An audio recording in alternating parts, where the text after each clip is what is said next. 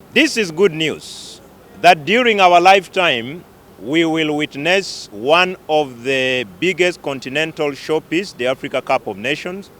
I wish to salute the three presidents of the regional East African member states, the president of Uganda, the president of Kenya, the president of Tanzania, who took the lead, but also the respective speakers of the National Assembly.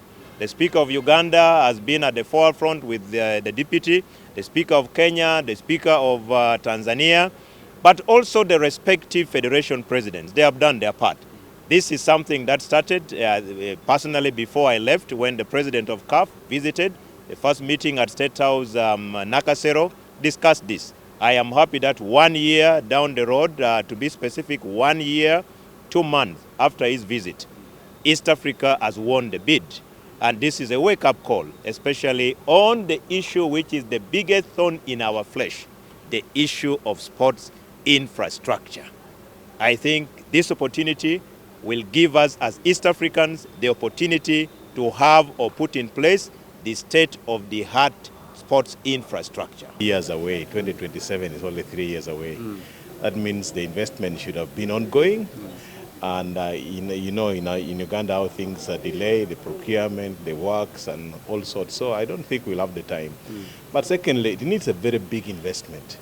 We need to spend more than 2 trillion shillings building stadia, working on the infrastructure, the roads, and many other issues around the tournament, including accommodation hotels. So I think we are not really in a position to host because we don't have that money. We are facing very tough times. We cannot devote or prioritize sports ahead of education, ahead of health, ahead of agriculture, and other requirements that government always talks about. So I think this is just a gimmick meant to lure the youth, because everybody is posturing now to lure the youth, to popularize themselves and capture the youth, maybe for the 2026 elections. But I don't think this will pay off because we cannot afford to invest in sports at the moment. We need to invest in infrastructure. We don't have the money. We don't have the time. We don't have the infrastructure to support hosting this facility. So it might well go to Kenya or Tanzania because I think they are better placed. Kenya has a number of stadia. Kenya's roads in Nairobi, Dar es Salaam, in Tanzania are very, very well planned. And in Uganda, when you travel around East Africa and you come back to Uganda, you feel a real shame that our country is so congested and nothing is being done to alleviate the situation. So I don't think we will benefit much from that hosting.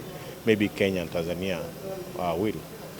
Ekisooka nyakasiima nnyo gavumenti yaffe eya President Museveni, nyakusiima FUFA, nyasiima ne Right Honorable Speaker kubanga manyi effort ebaddemu okulaba nti tuhostinze eno AFCON. Kino kigenda tuyamba first of all tusuubira nti kati bagenda developing sports infrastructure zaffe mu regions nga tulina ebisaawa ku mutindo nga si Kampala yokka. Ekirala kigenda kutuleetera ne ssente tourism. Ffe nga ffe abakulira akakiiko ka tourism kino tumanyi nti abantu bangi kati bagenda tandika okujja mu Uganda. So bagenda tuleetera ssente. So eno yokka tugibala nga development ne era tukongratulatinga buli munnayuganda naffe tuvuddewo ne tuhostinga mu East Africa pagenda okusooka.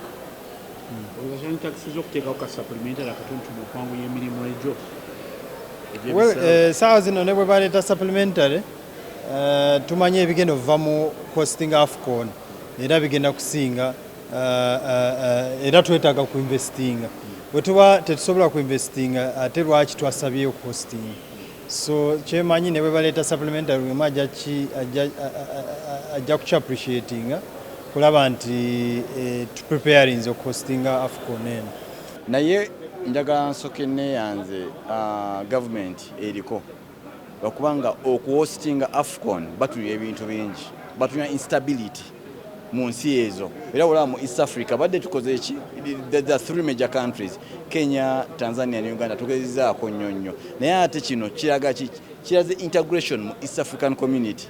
wetuba tusobola it's one way to open tulema kiri nnyo mu Uganda kyetugenda ofunamu ekiri ffe twetegeka emmere etuuse ku mmeeza kati linda olabe Namboole egenda kuggwa n'ebiseera bagenda bizimba lwakubanga kati it's a time of competition. Uganda egamba nze alina okukola ki nze alina osinga, Kenya agamba nze alina okukola ki nze alina osinga, alina ebisaawo ebingi yagenda osinga okostinga ki games ezo. Kati Uganda gye mmanyi mu mpaka mu East Africa yekwata nambe mu kuzannya ne mu bya politics yatwagalamu naye kati ne mukona akazanya agenda okujja ebiseera bigenda vaayo nakivuyiye ewedde era kibaliremu ekyo Namboole ejja Akibua parliament sente twaziteekayo wogenda ne gundi ne Sebei wayo kiseera kigenda ovaayo neggulu eno mu Peche Stadium tukyasuubirayo ebirala nsuubira bijja kubaawo Namu aba awedde kijayamba nnyo Uganda okukulaakulana. This is a big opportunity for Uganda to inspire the young people. We know that getting an opportunity to host games like that comes with so many benefits. But just looking at the efforts of young people who are trying to make it in football, I think this will be a great inspiration. But also the benefit overall of those participants coming here will definitely benefit the hotel industry, will benefit us as a government and as a country. I think the onus is now on us as a country to show that we are capable of hosting this game.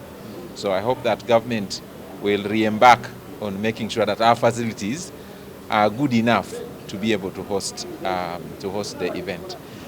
Overall, just not Namboole. I know that as a government, we are not doing enough to invest in football and generally into games. And yet, we have now seen for the last 10 years, the young people are showing a lot of potential. So I think as a country, it definitely is a pointer that this is an area of investment that we should invest in. So Namboole and the rest of the pitches in the rest of the country need improvement. Yes. You're going for the caucus? Yes.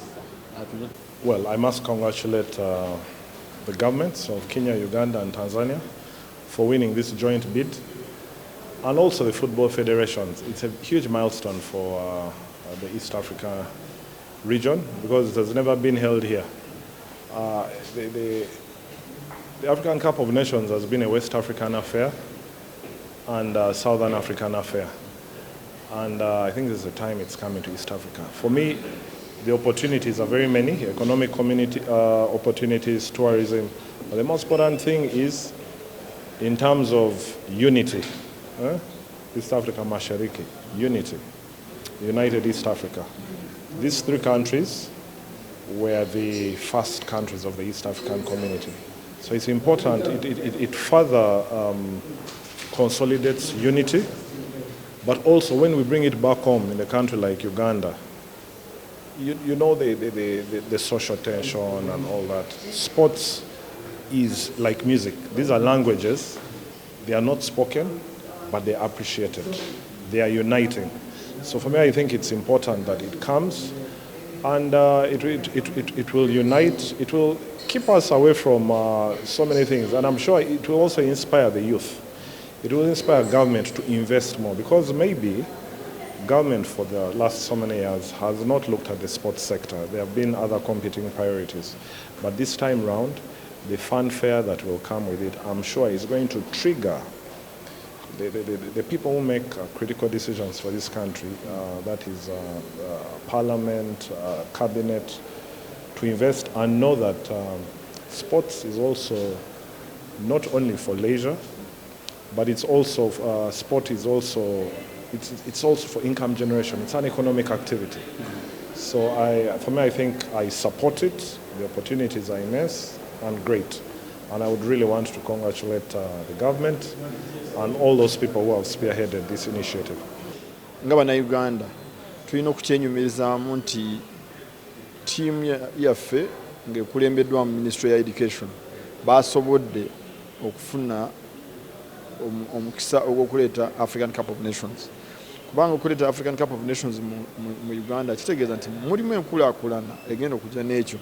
Mulimu abagenda okuzimba amahoteri amapya, mu kuzimba amahoteri amapya g'okusuza abantu abo, mulimu emirimu egigenda okujja nakyo.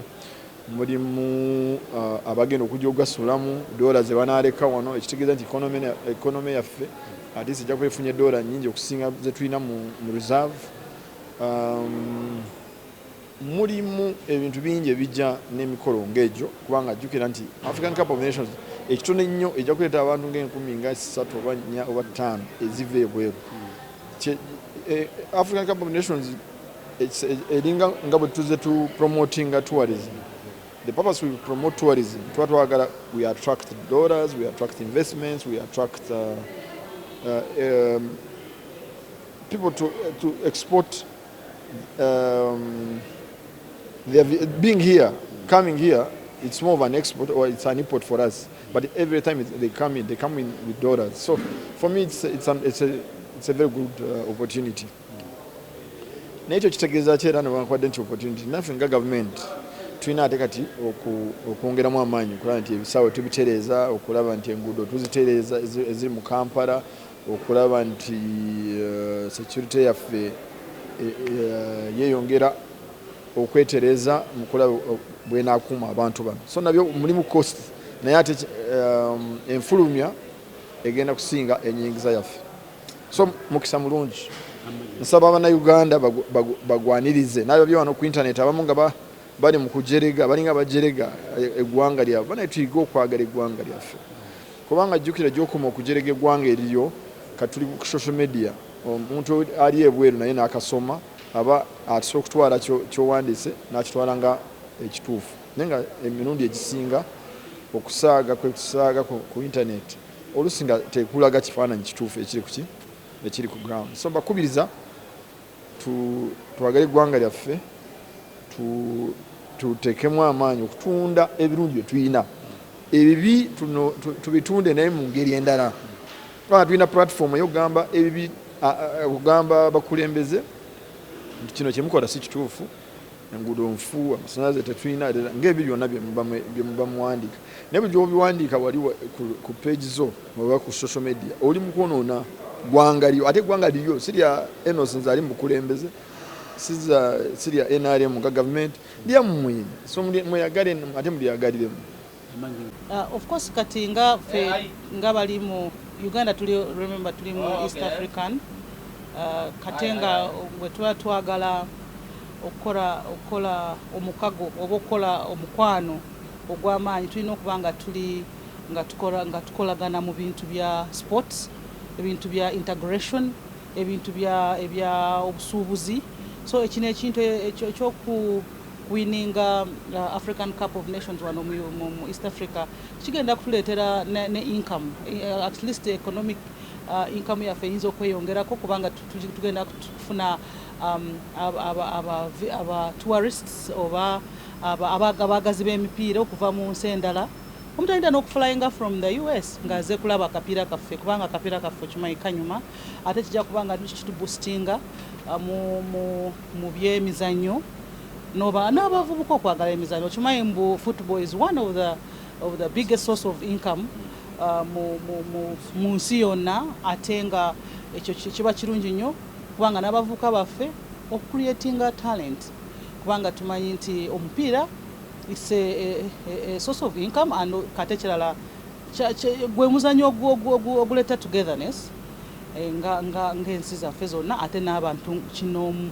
So abavubuka mbakubiriza okukola ki okweyagalira mu kintu kino ate okwagala nnyo ebyemizannyo kubanga bwe olaba emizannyo it's a job creation. Abantu basobola okufuna, abavubuka basobola okufunamu emirimu ate nga bwe babeera nga baqualifyinga to big league oba ki basobola nabo okuzannya mu teams ezo ennene ezigenda okujja. So ekintu kirungi nnyo kyo nze nga nze nkyagadde ate it's a chance naffe okukolako kuki abavubuka baffe okufuna ku ssente ne Uganda yonna okuboostinga income.